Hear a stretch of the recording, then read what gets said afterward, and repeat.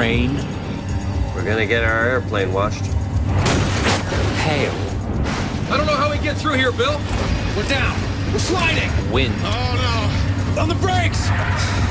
In a heartbeat. He's gonna crash. Bad weather can turn an ordinary flight into a fight for survival.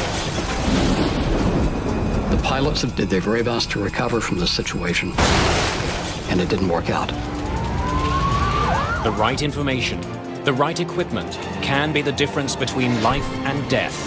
All 4 engines have failed. In a constant battle between the planes we fly and the weather that batters them. Brace for impact!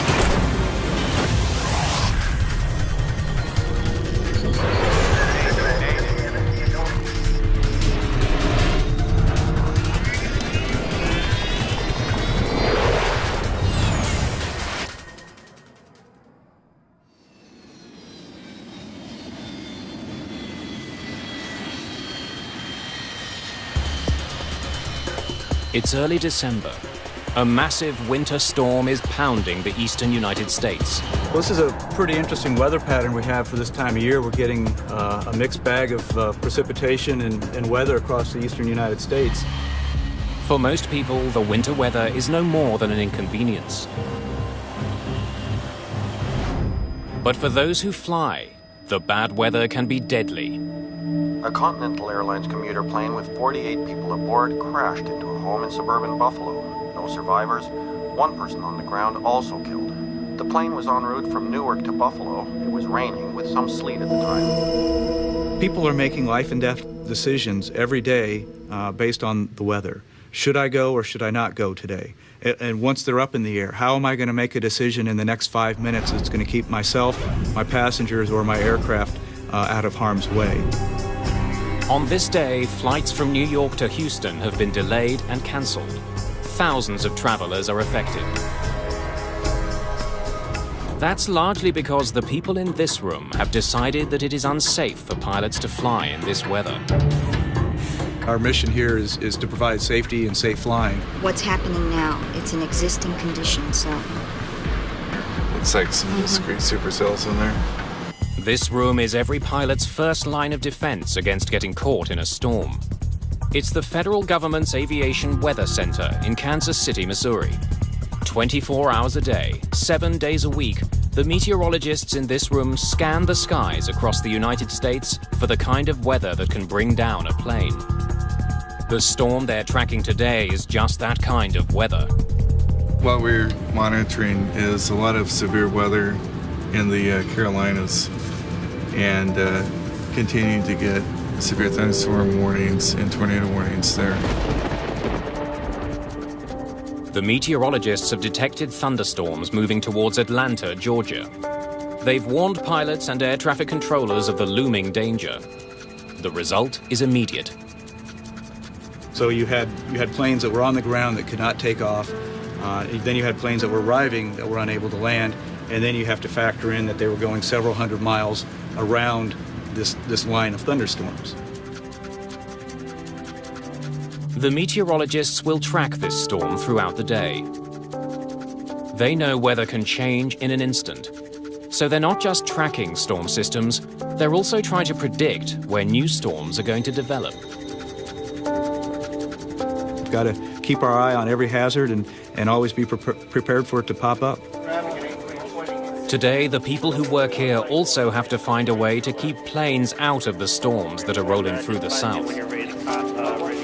As traffic managers, we need to work with the FAA in routing safe routes for aircraft to go around those thunderstorms because they just can't go through them or over them. So using these two images together, we can get a good three-dimensional or even four-dimensional picture of the atmosphere and how moisture is moving around in there. Thunderstorms are a lethal threat to pilots. The clouds that contain them are massive. They're usually much too tall to fly over, and the weather inside them can be treacherous. In no instance does any aircraft want to go into a thunderstorm. Lightning strikes, hail can certainly damage the airframe, and in the extreme cases, there can be so much liquid precipitation in that thunderstorm that it'll cause a jet engine to flame out. The meteorologists here understand the danger of thunderstorms. And one devastating crash has taught them much of what they know.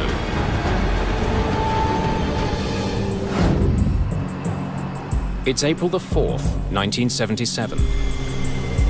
Good afternoon, sir. Good afternoon. May I see your boarding pass, please? Southern Airways Flight 242 is bound for Atlanta, Georgia. Just down the aisle on the right, sir. Enjoy your flight. Thank you. Boarding pass? Here in the United States, the weather in the southeast usually consists of high humidity and high temperature. That's a perfect recipe for thunderstorms.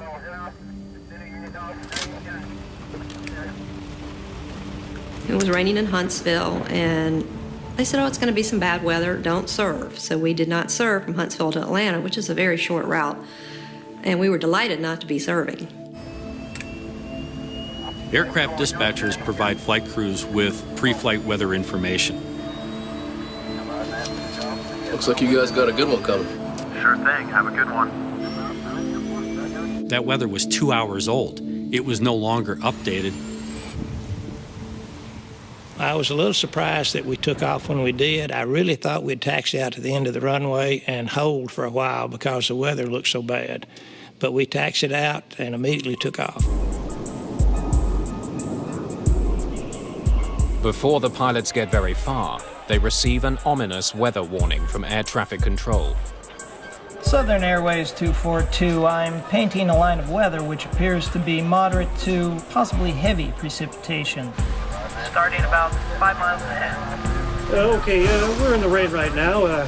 It doesn't look much heavier than what we're in right now, does it?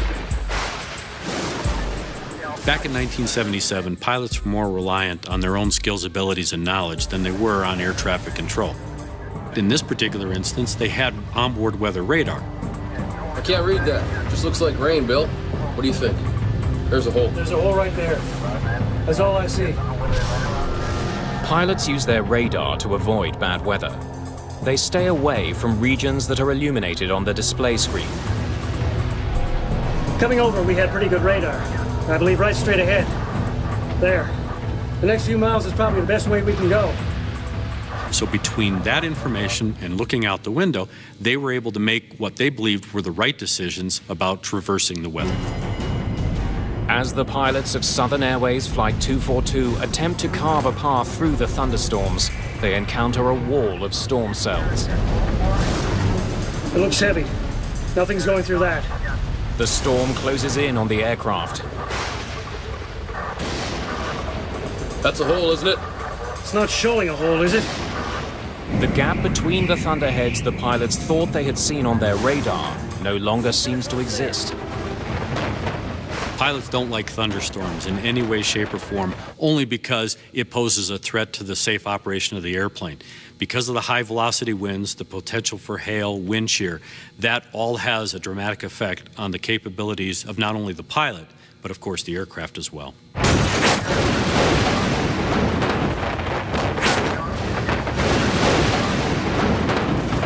The hail was probably the loudest noise I've ever heard. It sounded like I was in a metal barrel with someone throwing rocks at me. The DC-9 plunges into the storm clouds. Which way do we cross here or go out? I don't know how we get through here, Bill. Enormous hailstones continue to pound the aircraft. You're just gonna have to go out. Yeah, right across that bed. All clear left, approximately right now. The pilots try to escape the storm. They use their radar to guide them through it. I think we can cut across there. But their radar is deceiving them. What they think is a hole is in fact the most intense part of the storm ahead. The pilots of Southern Airways 242 ended up flying into an environment where multiple thunderstorms came together and created a line, or what they call a squall line. That's an area of fast-moving thunderstorms. The weather system is moving very quickly, and that created not only tornadoes, but high-velocity winds and hail. Okay, 242, we just got our windshield busted. We'll try to get it back up to 15. We're at 14. While I was looking out at the front of the left engine, I could see the hail continuing to put more and more dents into the cowling around the engine and into the cone in the center of the engine. And the engine was starting to make sounds like it was quitting. The torrent of hail and water overwhelms the engines of the DC-9. It clogs the critical airflow passages and causes the engines to break apart. Left engine won't spool. Our left engine just cut out. You say you lost an engine and busted a windshield? Yes, sir. My God. The other engine's going too. Got the other engine going too. Southern 242, say again. Stand by.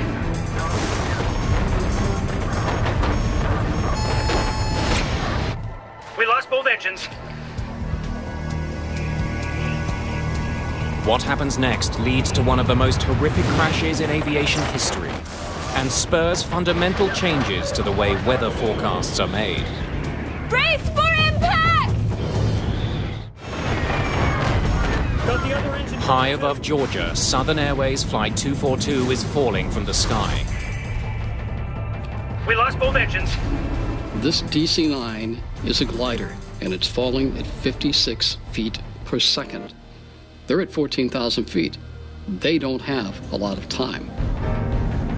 I realized I was in an emergency situation, and I felt like I was going to die. But I decided I would do everything I could to try to help my chances. The plane emerges from the storm with 2 dead engines. Get those engines started.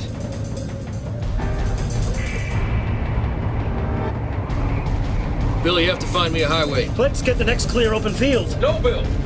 Lyman Keel is a young man who has just come back from the proving ground of Southeast Asia, where he was a naval aviator.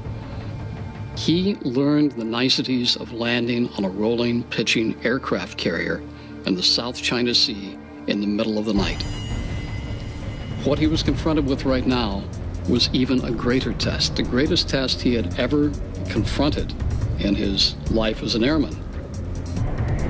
Flaps. They're down to 50.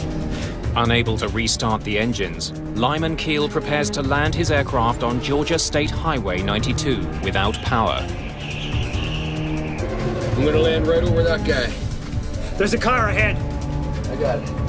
I got it now. I got it.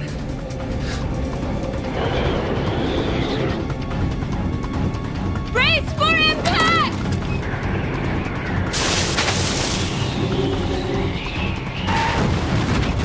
The aircraft touches down on the highway running through the town of New Hope, Georgia.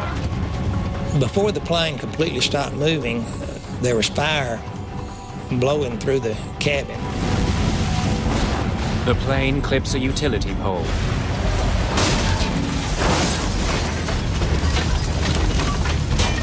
And slams into a gas station. Where I found myself after we woke up, sort of indescribable. And I could see a crack of light, and I thought, I'm going through that crack of light, come hell or high water.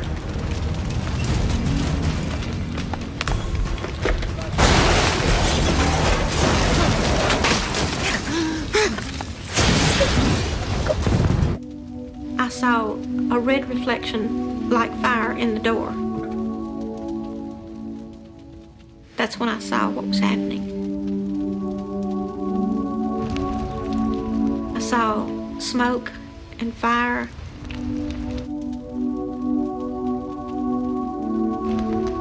And the people that were coming toward me, they weren't screaming, they weren't yelling, they were quiet. I got back to the kitchen and I was just circled by people.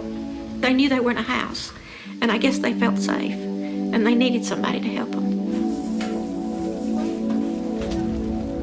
And I'll remember to the day I died just staring there at the trees burning and pine trees burning and pieces of aircraft. It was so unreal. 22 people survived the crash of Flight 242. 72 people were killed. Southern Flight 242 crashed after the DC-9 jet lost power in both engines. The tragedy involving Flight 242 was avoidable had the crew been provided up-to-date weather information when they were in Huntsville. Had they had an understanding of the area of thunderstorms, how they were starting to come together, and how it was going to affect their route of flight, they probably either would have found an alternate place to go or they would have stayed in Huntsville. The importance of timely weather information makes the Aviation Weather Center critical. After Southern Airways 242 crash in 1977, the NTSB, after their research, came out with two recommendations. One was to improve the resolution of the convective or the thunderstorm forecast information, and the other was to put Weather Service meteorologists in each of the air traffic control centers. And within a year, we did that. At the time of the Southern Airways crash, the Weather Center issued thunderstorm advisories every 4 hours. And in the United States, that's just too long of a window to capture the rapid development that we see in thunderstorms.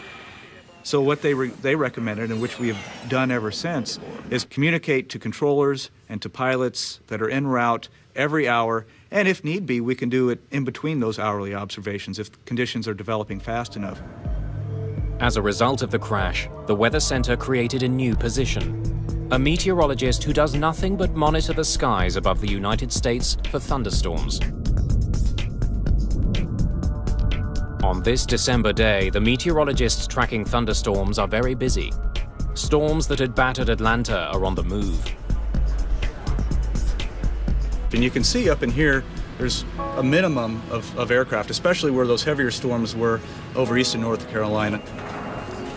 In addition to providing weather reports, the people here perform other crucial tasks. When the weather gets bad enough, they can also shut down huge areas of airspace. They do that by issuing warnings called SIGMETs.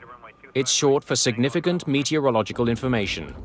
It's an advisory to pilots to steer clear of the bad weather. Right now on radar. Once we become aware or are highly confident that there will be some dangerous weather, there's severe turbulence or severe icing, then we will issue what's called the SIGMET. What do I want the pilots to do? I want them to avoid that area. The lightning, it's still pretty recent, so... Today's storms are so severe that the meteorologists at the Aviation Weather Center are declaring areas of airspace out of bounds for aircraft. We issued a large area from Norfolk down to the coastal waters of Georgia for severe thunderstorms. Issuing a SIGMET is simple. The meteorologists highlight the area that planes are to avoid on their computers. The information is passed on to dispatchers, air traffic controllers, and pilots around the country. Planes are diverted immediately.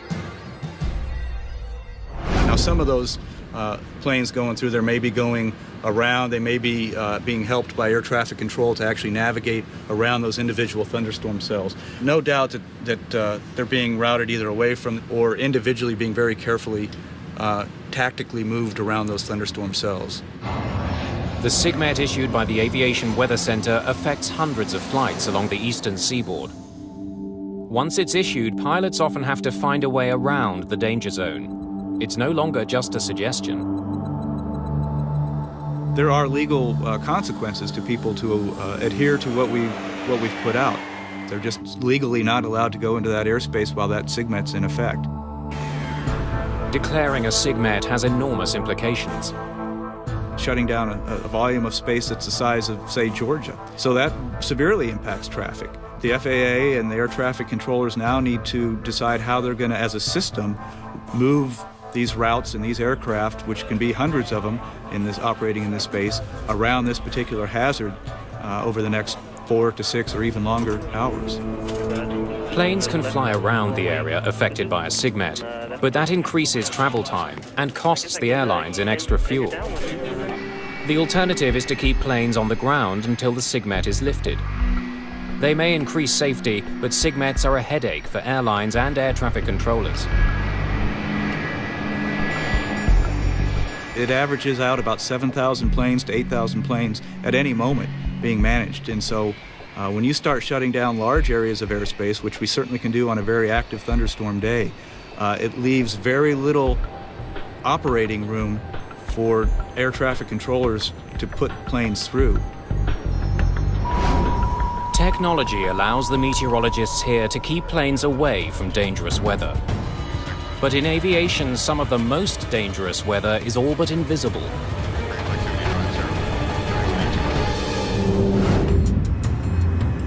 August the 2nd, 1985. 10-degree flaps, please. Delta Airlines Flight 191 is approaching Dallas-Fort Worth International Airport. For takeoff, contact departure when airborne. Texas heat has turned into afternoon storms. Traffic at the airport is beginning to back up as the weather gets worse. We're gonna get our airplane washed. What? We're gonna get our airplane washed. Nothing seemed unusual other than the fact that we were starting to get busy and aircraft were starting to pile up.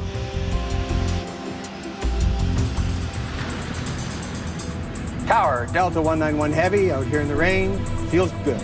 191 Heavy. We're not getting any bad warnings from the weather or from other pilots, which we rely on as they come through it. As the pilots of Delta 191 prepare for landing, the rain begins to fall harder. It seemed like the closer we got into DFW, the worse the weather got. And it was turning into the rain instead of going around it. At the foot of the runway, one of the most ferocious types of storm clouds stands in their way.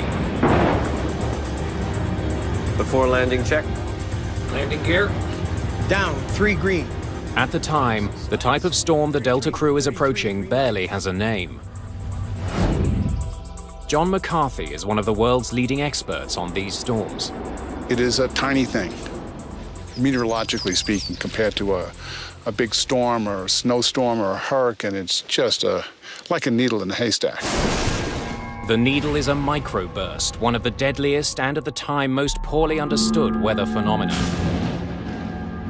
They've taken down airliners before. But as Delta 191 makes its approach, there are no warning systems that can effectively alert the pilots of the danger they're in. Prior to 1985, the radars on board the aircraft were built to detect thunderstorms, essentially heavy areas of precipitation. They were not effective. They weren't even designed to detect the microburst. If you're at the kitchen sink and you turn on the water and it goes straight down and it splashes out in all directions. And that's kind of what a microburst is, except that it is extremely bad news if you're an airplane flying through it. When a plane hits a microburst, it encounters a complex and powerful set of conditions. Downdrafts and tailwinds batter a plane. It's a deadly combination. At its maximum strength, it's no more than 2 miles across, and it lasts no more than 15 minutes. So if you look at that little space and time window, it's very small. And so the probability of hitting one is low. Just short of the runway, Delta 191 flies into the microburst. We're gonna lose it all of a sudden. There it is.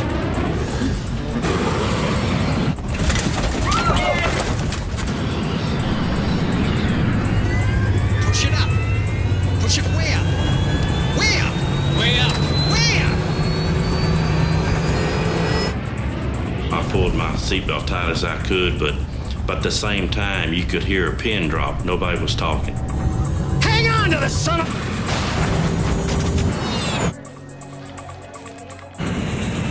He's gonna crash! Damn it!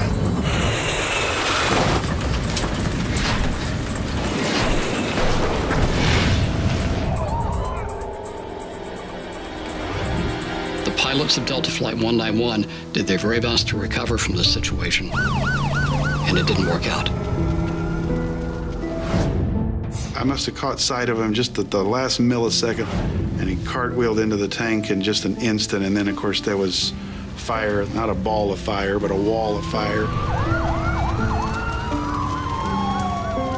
It seemed like it was only a few seconds, 5 seconds at the most. I don't know how long it was.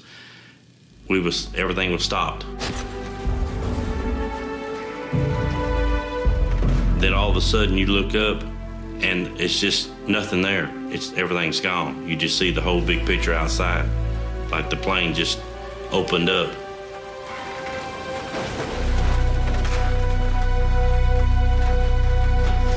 people just thrown around on the ground. Some were clothes on, some without clothes on, some were burned.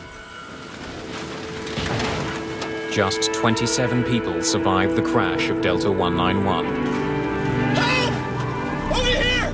137 people are killed. I had seen death before as a medic in Vietnam, but it had never been aimed at civilians, and certainly not on a mass casualty situation, and certainly not this suddenly. It's hard to blame the aircrew. Their job is to avoid thunderstorms, and there's probably a forecast for thunderstorms every day at Dallas in the summertime. Which ones do you avoid? And it's a very difficult problem. After the crash of Delta 191, the Federal Aviation Administration races to develop technology that can prevent microbursts from killing again. If there is one crash that we can look back on now and say, this made things safer because we learned from it, it was Delta 191.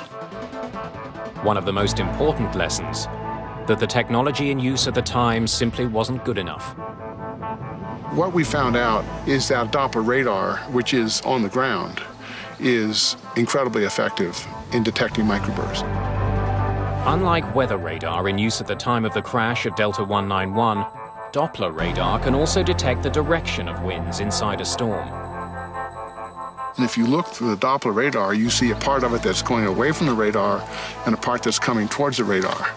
And if it's small, it's absolutely a microburst. It can be nothing else. So it has what we call an unambiguous signature of a microburst, which means we got it. When the Doppler radar system at an airport detects a microburst, it sends an alert to air traffic controllers. The controllers relay the warning to pilots on approach. Flight 236, microburst alert. 50 knot launch, 1 mile final, say intentions. After the crash of Delta 191, terminal Doppler weather radar was installed in airports across the United States. Dallas-Fort Worth was one of the first to apply the system. But technology is only one link in the chain.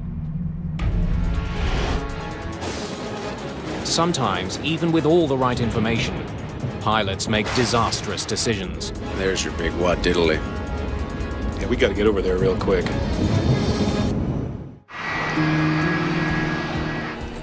This December day's been a long one for thousands of airline passengers across North America.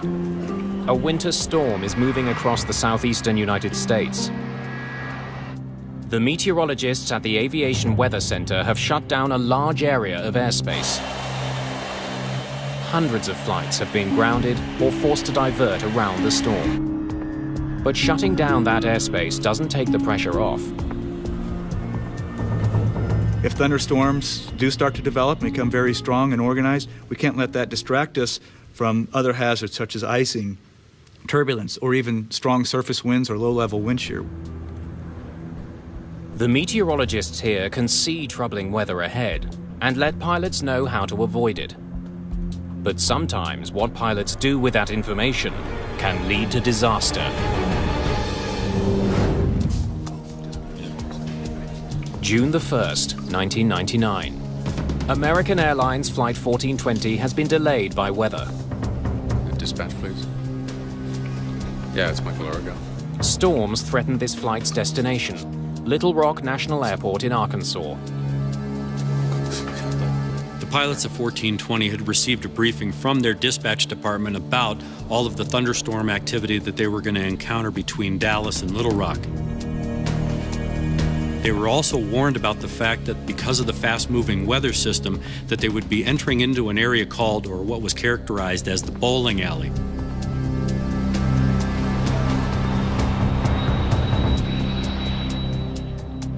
Two hours behind schedule, the pilots decide to make the flight.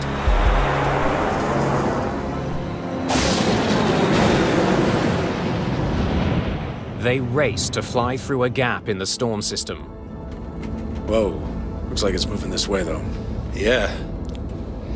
Just some lightning straight ahead. I think we're gonna be okay, though.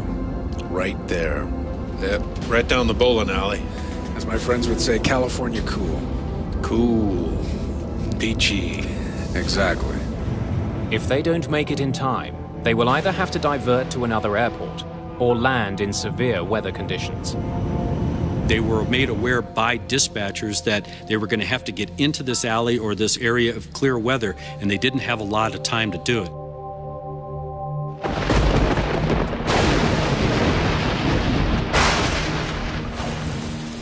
But as they near the airport, the weather gets even worse. American 1420, it appears we have a second part of the storm moving through.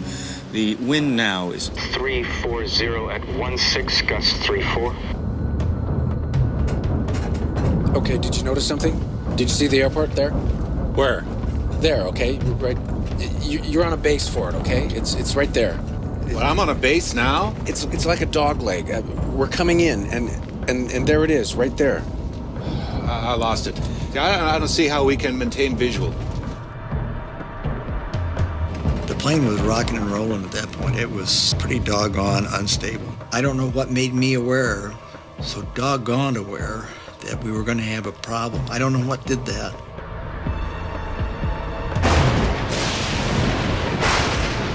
One of the things that we analyzed was a statement by the captain that was recorded on the cockpit voice recorder. See, I hate droning around visual at night and weather without having any clue where we are. It gave us an indication that they didn't have situational awareness. They didn't really understand the gravity of the environment that they were flying into. American 1420. Right now we have heavy rain on the airport. I don't have new weather for you, but visibility is less than a mile. And the runway 48 RVR is 3,000. As the pilots of American Airlines Flight 1420 attempt to land, visibility has been reduced even further. The wind's now 350 at 30, gusts 45. Can we land? 030 at 45, American 1420. 3,000 RVR, we can't land on that. No, 3,000 if what you do look we at... need? No, it's 2,400 RVR. Okay, right. Yeah, we're fine. The stress level of a pilot increases, especially in an environment where there's thunderstorms, only because multiple decisions are having to be made in very short periods of time. 15. Landing gear down. And lights, please. The pilots could divert to another airport, but they decide to attempt the landing. Air traffic controllers have detected a dangerous crosswind on the runway. Wind shear alert. Center field wind 350 at 32. Gusts 45. North boundary wind 310 at 29. Northeast boundary wind 320 at 32. 1,000 feet. 20. 40-40 land. This is a can of worms. Wind is 330 at 28. I'm gonna stay above it a little. There's a runway off to your right. You got it? No. I got the runway in sight. You're right on course. I got it. Stay where I you got it. I got it.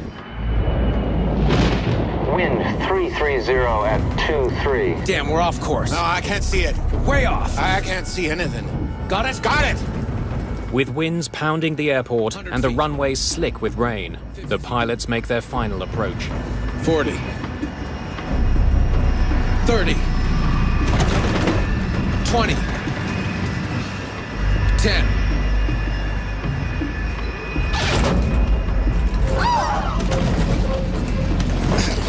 We're down. We're sliding. Oh, no. They lose control of the aircraft as they speed down the runway. On the brakes!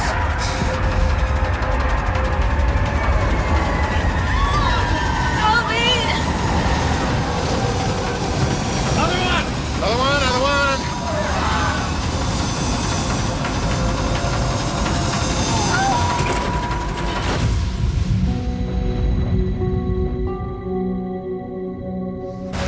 The plane runs off the end of the runway and crashes into several steel columns. Well, I knew I was not going to die in that thing. I got out of that plane probably in 10 seconds. It's like being in war. Go, go, go. But not everyone is so lucky. 11 people are killed in the crash of American Airlines Flight 1420. including Captain Richard Bushman. Did they really know what they were getting themselves into? That was a key point for us as investigators. They went into an environment that was detrimental to their safety. The National Transportation Safety Board rules that the pilot's decision to land at Little Rock Airport was the primary cause of the accident. On the day of the crash, the pilots of Flight 1420 had to rely on controllers to relay information about conditions on the runway.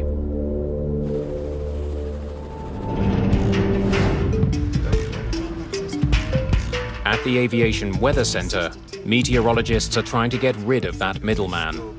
We can provide a picture right in the cockpit, and the pilot can navigate looking at a picture as opposed to trying to translate some words that they've heard read to them over a radio. They can see what the hazard's going to be in relation to aircraft and start making decisions immediately, as opposed to decoding, drawing where that hazard is, thinking about where they are in relation to the hazard, and then trying to make that decision. It will speed up the process. Throughout the day, meteorologists in this room have been tracking a band of fierce thunderstorms in the southern United States. Those storms are beginning to die down. Meteorologists have started to reopen airspace they had previously closed. Air traffic is returning to normal. The most active convective weather was over eastern North Carolina and southward. Now there is a lot of lower topped precipitation that doesn't have thunderstorms, and they're more than likely, if they're going up across western North Carolina and central Virginia, they're able to pretty much fly over that weather. The thunderstorms in the southern United States are dying down.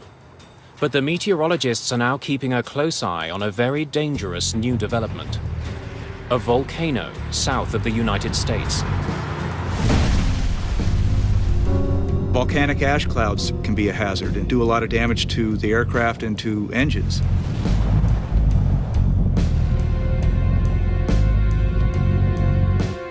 Nolan Duke is tracking weather over the Gulf of Mexico. This is Sulphur Hills. This is near Antigua and the Windward Islands, southeast of Puerto Rico, and it blew its stack.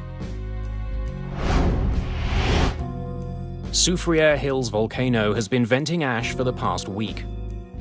The volcanic ash cloud it's been releasing could prove deadly if pilots were to fly through it. The Aviation Weather Center has issued a SIGMET to keep planes away from the plume. Each one of these frames is an hour.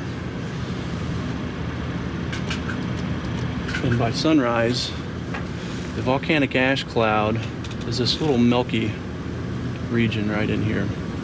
Sometimes it's very difficult to discern between the ash clouds and the meteorological clouds, but a well-trained eye with a lot of experience will see this ash cloud. We have 30,000 people living on platforms, drilling platforms out here at any given time. And they have 650 helicopters that fly every day over the northern Gulf of Mexico, delivering people, materials, and food to keep these drilling operations going. We thought it would end yesterday, and they forecasted it to puff and disappear, but it's still going today. As long as we can see ash plume, we will continue to issue the SIGMET. Unlike ash that you might see in a chimney or after a fire in a forest, this is not soft material at all. This is very fine, ground-up particles of solid rock and minerals. But that fine dust has the power to stop a 300-ton airliner. On June the 24th, 1982, the devastating effects of an ash cloud took the crew of a British Airways jet completely by surprise. Barry and I were just sitting there minding the shop. Pitch dark night, of course. And then we started to get these pinpricks of light on the windscreen. Mount Galunggung on the island of Java has erupted, but no warnings have been issued to pilots. When the 747 flies into the cloud, it collides with the volcanic ash particles inside. The friction creates a bright shimmering glow on the windscreen. Because it's such a dry environment up there, that frictional electrification produces the glow that we refer to as St. Elmo's fire. Same on my side. But the crew had no idea what they were looking at. This light show, if you like, had become more intense. In fact, we ended up sitting there with two sheets of brilliant white light in front of us in place of the windscreens. Passengers aboard the flight also see a strange glow around the plane's jet engines. Smoke begins to seep into the cabin around them. Volcanic ash has been sucked into the aircraft's ventilation system. With ash particles clouding the cabin and the aircraft lit up, the volcanic cloud deals its most deadly blow. Engine failure, number 4. Fire action, number 4. The ash has snuffed out one of the jet's 4 massive engines. Closed. Start lever. Off. There were huge flames coming out of the back of the engines. 20, some people said 40 feet long, shooting out of the back of all the engines. Is it going to penetrate from the outside of the aircraft? Is it going to come into the cabin? Are we going to burn to death? Are we going to choke to death on the smoke?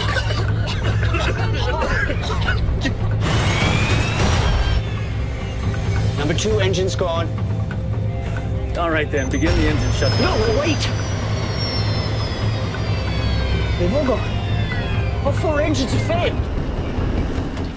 The other 3 just went out almost immediately, and that's when it begins to be a serious emergency. A minute and a half, we've gone from 4 engines running normally to having none. The 747 is suddenly powerless, and it's quickly falling to the sea. Starting the engines has become the crew's only priority. But volcanic ash is making that task impossible. The temperature in the combustion chamber where this ash is flowing through are around 2,000 degrees centigrade. And so the volcanic ash we know melts at about 1,300, 1,400 degrees. The volcanic ash transforms into molten goo within the jet engines.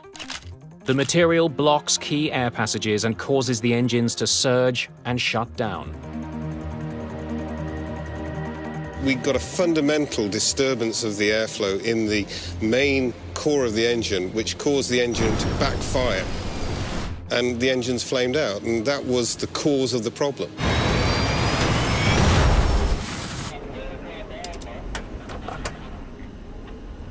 Roger, declare emergency.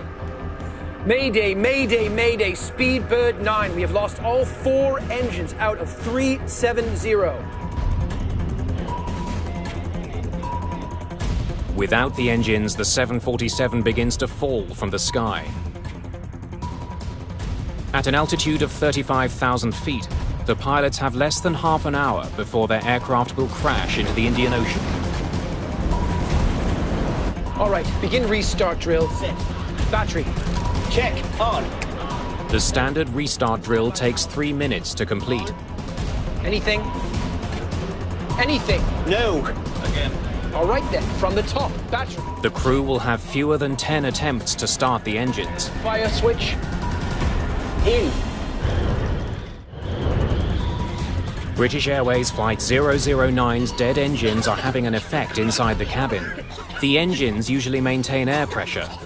Without them, the pressure is dropping. Passengers are having difficulty breathing. Breathe normally, Mum, not deep. Standby power. Open. Crossfeed valve.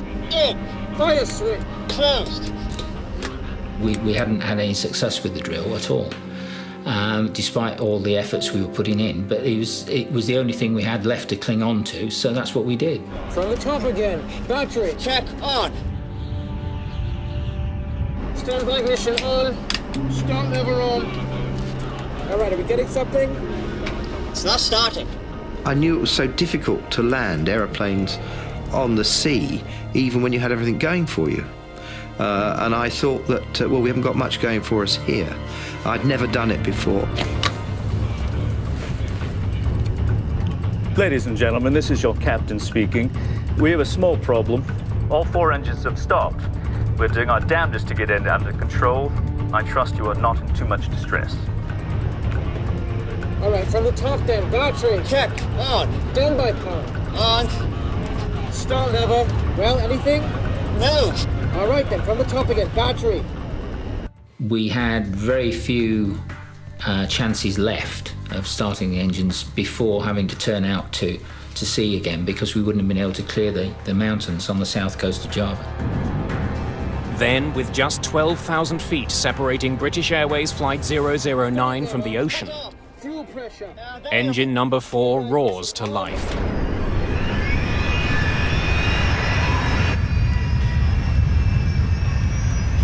Engine 4, back online. The noise that a Rolls-Royce engine makes when it starts up is low rumbling noise, you know, and it was just, well, it was wonderful to hear it. The glass now is half full, it's not half empty. We're now in with a real chance, and I tell you what, the 3 of us would have dragged that aeroplane around the whole island of Java. Thrust lever, closed. Start lever, cut off. Fuel pressure, available. Standby ignition on. Start lever on. Engine 3, back online.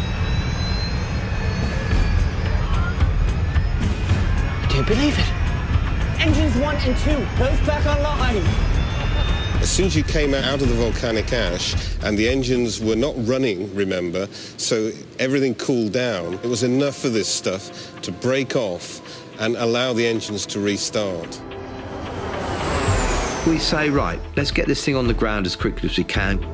Ladies and gentlemen, this is your captain speaking. We seem to have overcome that problem and have managed to start all the engines.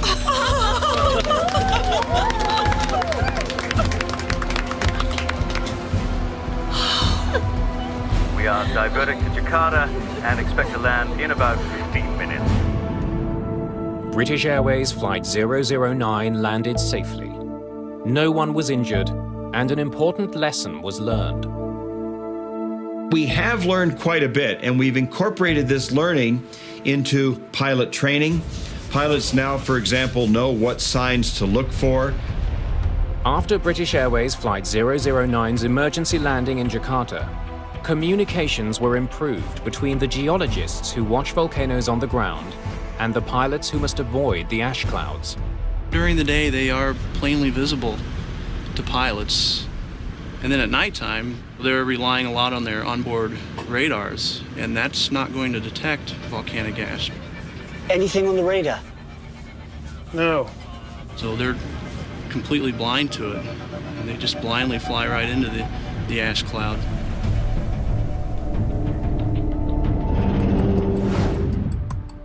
Today, meteorologists were forced to shut down airspace due to violent thunderstorms and volcanic ash. The weather on the east coast is now clearing, and the volcanic plume is starting to thin. We never really seem to get a break where we can sit back and put our feet on the desk and relax. There's always something going, and there's always the next storm coming down the pipeline, and we got to address it. The next storm has begun to appear. Pilots in the Seattle region are calling in with reports of severe turbulence. But we've got 2 systems actually over the west that we're watching. One over now over Central California, and what looks like it's a little bit more powerful storm coming onshore into Washington and Oregon. That's certainly going to be our attention getter for the next day and a half. More than 1 million people got on an airplane on this stormy December day. Some planes were delayed, but there wasn't a single accident due to weather. That's the kind of result these meteorologists hope for every day. Ideally, we'd never have clouds or any type of hazardous weather for pilots, and everything be clear skies and smooth sailing. We're here to help people be safe, and when that duty calls, we're prepared. We'll catch our breath today and get ready for tomorrow.